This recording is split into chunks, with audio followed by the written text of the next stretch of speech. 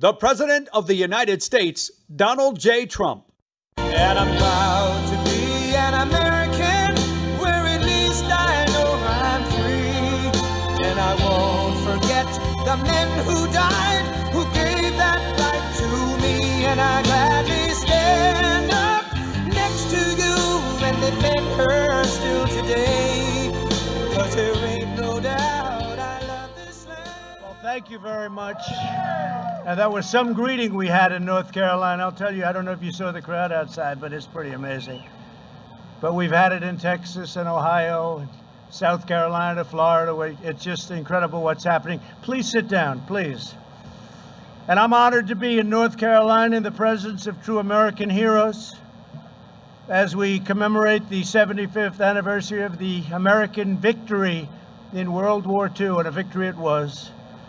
On September 2nd, 1945, the great General Douglas MacArthur accepted Japan's unconditional surrender aboard the USS Missouri in Tokyo Bay. VJ Day marked the end of the deadliest conflict in human history and the ultimate triumph of American freedom. It was a big day. It was a great triumph, a great country. And our country is greater than ever before. That's what's happening, and that's what it is. Greater, with a greater military. With a greater military than we've ever had before. We're deeply moved to be joined this afternoon by World War II veterans, all of whom I've met, all of whom are tough. I don't want to mess around with any of them, I'll tell you right now. Whose blood, sweat, grit, courage, and unfailing devotion made that epic victory possible. These brave Americans raced into the fires of hell to vanquish tyranny, dethrone fascism, and defend the American way of life. You've earned the eternal and undying gratitude of all Americans, and that's why I'm here today. I wanted to be with you. You know what I'm talking about, don't you? We had a good time a little while ago, right? Over at the Oval Office, Congressional Medal of Honor. We're privileged to be joined as well by veterans from every generation, including a number of wounded warriors. We stand in awe of your service. I can say that. So respected, so loved. We are in awe. Joining us for this commemoration, our Secretary David Bernhardt. Secretary, where is David? Thank you, David, very much for being here. A great senator, a real friend of mine, a tremendous senator, actually, and he works very, very hard, and he loves the people of North Carolina. Senator Thom Tillis. Tom, thank you very much. And some warriors, they're in Congress, and they're tough and they're smart. Representatives David Rouser, Ted Budd, and Dan Bishop. Thank you, fellas. They are tough, but you're not as tough as these guys, I'll tell you right now, right? You're not as tough as them. There's no better place to mark this profound World War II anniversary than right here in Wilmington, North Carolina. The people of this city and this state, and it's an incredible state, and I want to thank you for being so nice to me. You've been very nice, very, very nice every time we've asked for something, but I've been nice to you also, I have to say that. But you made the extraordinary contributions to the war effort. That's North Carolina made this extraordinary contribution, and so many. Nearly 2 million American servicemen trained for combat in North Carolina, more than any other state. Wow, that's pretty good, isn't it, huh? Who would know that? 2 million trained, more than any state. Over 360,000 service members from your state fought in the Second World War. They battled on the cliffs of Normandy, over the skies of Africa, and in the deep waters of the Pacific. Over 11,000 North Carolina patriots fought the enemy until their very last breath. You know what that means, right? Think of that, 11,000 died in the war. We want to thank you, boy. And we have family members here, by the way. That's them saying hello. In Wilmington, more than 20,000 workers of the North Carolina Shipbuilding Company poured out every ounce of their strength to build an astonishing 243 ships for the U.S. Navy. And it was the citizens of Wilmington who came together to save a priceless artifact of American history, the glorious battleship behind me, the USS North Carolina, and that is some powerful and beautiful ship coming in. We got plenty of televisions on Air Force One, and they showed it in prime time in the 40s. And they showed that ship, and I'll tell you, I shouldn't say this, they don't make them that way anymore. They really don't.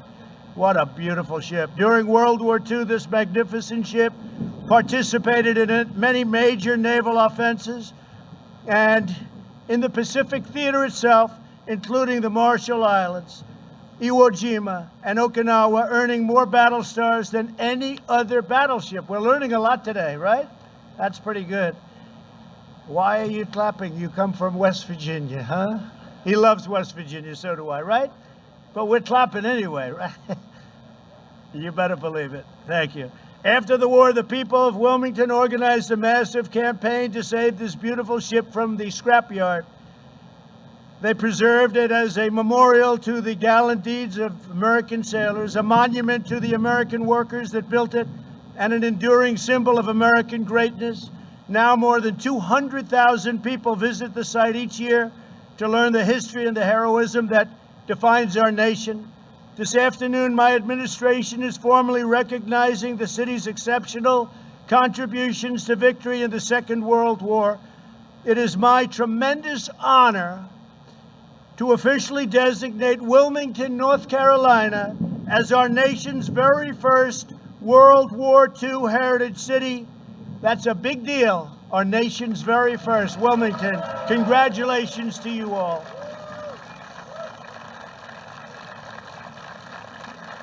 And God is saluting you up there, I tell you.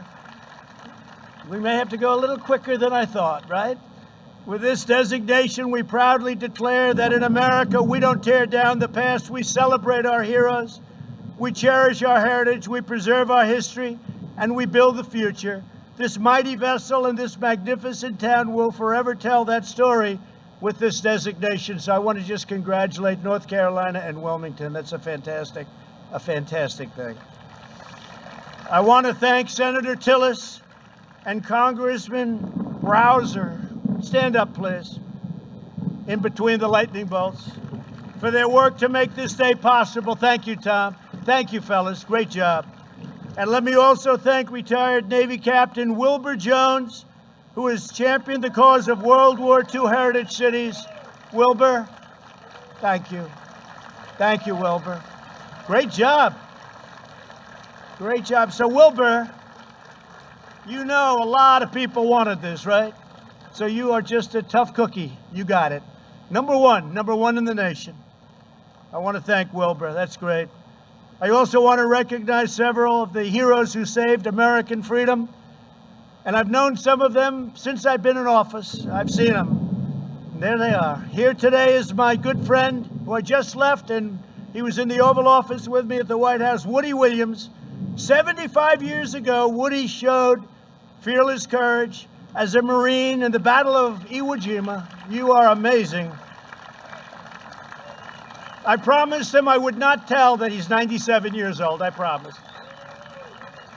I'll tell you, he's 100% sharp. He's 100% sharp. I know a 78-year-old that's not so sharp, and he's 97, and he's 100%, because it has nothing to do with that. 78's young. Depends who's 78, that's all. He's 97. I said, man, you are something. And physically in great shape. He braved a torrent of hostile fire while destroying one enemy machine gun position after another, knocked them out one after one for his daring actions. President Truman, think of that, awarded Woody the Congressional Medal of Honor, the highest in our land. Woody, congratulations. You inspire us all. It was great to have you on Air Force One. I had promised him, you know, maybe 2 years ago, I said, I'll take you on Air Force One. He came up. He's very aggressive. He said, I'd like to fly on Air Force One. I said, I'll do it. And today we did it, right? We got it done. Thanks, Woody. Great job. Also joining us today is Paul Phillips, a veteran of World War II, Korea, and Vietnam. During the Second World War, Paul proudly served on the USS North Carolina in the Pacific Theater. At 93 years old, he has returned today to visit the ship upon which he so nobly served. He's a tremendous man. Paul, it's our honor to have you with us. Please, Paul, stand up. Thank you, Paul. Thank you. Perfect. Thank you, Paul. Great job, Paul. Appreciate it. Here as well is Army veteran Greg Melikian. When Greg was 20 years old, he served as a radio operator in the headquarters of Supreme Allied Commander General Dwight D. Eisenhower. I'd love to have heard some of those conversations. Much more interesting than today, right? 75 years ago, General Eisenhower directed Greg to broadcast around the world the long-awaited news that Germany had surrendered. Greg, your being here is very, very much appreciated. Thank you very much. It was a great honor meeting you before. Thank you very much. Very, very great honor. Our task today is to pass on to the next generation the blessings of liberty that you fought for and that you bled for, all for security. You wanted to secure our future. You wanted to praise and raise our flag, and you did that. You raise our flag, and you stand proud, and you stand tall. And we're doing it in our nation to almost everyone. Every once in a while, you see somebody not do it. We don't like it when they don't do it, do we? We don't like it. I want to just thank you. Fantastic job. American warriors did not defeat fascism and oppression overseas only to watch our freedoms be trampled by violent mobs here at home. We stopped those violent mobs very easily. All they have to do is say, please come in, Mr. President. We'll have it done in 1 hour. Please come in. It's one of the great, to me, just incredible that they don't immediately, they just, as you know, at Portland, the mayor last night, he was raided. His home was raided. He was thrown out of his home. And then he'll stand up and he'll fight for these people. These people only know one thing, and that's strength. That's all they know, strength. And we have strength. For the sake of all Americans, we must uphold the rule of law and defend the American dream for every child in our land. We must teach our children that America is the land of heroes like you. You're heroes. You know that, right, Woody? You're heroes. You're great, great men. Great men. Better believe it. We're not ashamed in America. We're not ashamed of anything.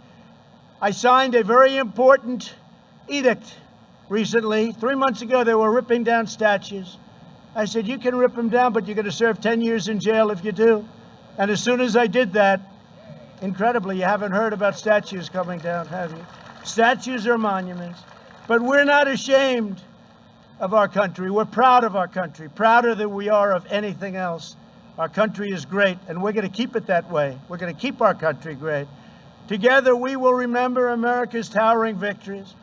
We will recognize America's outstanding virtues, and we will pay tribute to the heroes who keep us safe, strong, proud, and free. And I also, in addition to our wonderful, brilliant military, I want to thank law enforcement, because the law enforcement, without them, we're not here today very well. They've done an incredible job, really an incredible job. And thank you again to the World War II veterans in attendance today. This is such a great tribute to North Carolina. We will never forget what you did for us. Your legacy is etched forever into the heart and soul of a grateful nation. And this spot is right now one of the most important military spots anywhere in the world. Congratulations to everybody, and thank you for making it come true. Thank you all very much. God bless you. God bless North Carolina, and God bless America. Thank you all very much. Thank you.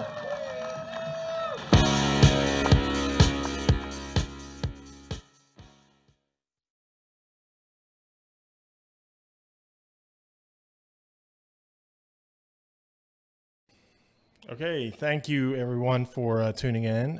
Just a reminder, tomorrow we'll be live at 3:30 Eastern Time for our coverage of President Trump's campaign stop in Latrobe, Pennsylvania. These things are becoming more and more frequent, and we anticipate lots of them on the way. So we are ready to go, and we'll bring every second of it to you right here on RSBN. Alex Caldwell, Mike Dinwiddie, and Liz Willis tomorrow from Latrobe, Pennsylvania.